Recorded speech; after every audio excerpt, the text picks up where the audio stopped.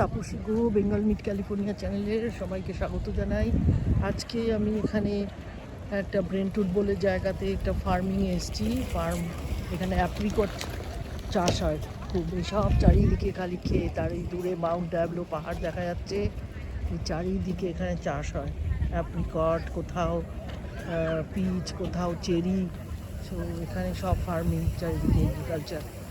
so আজকে এসেছি এই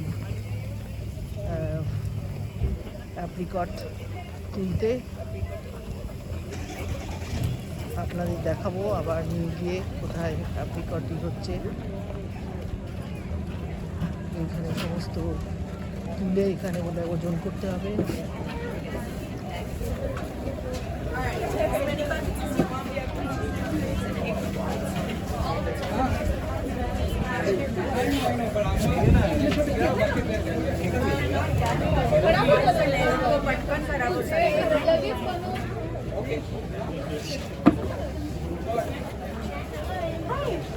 একটা দোকান,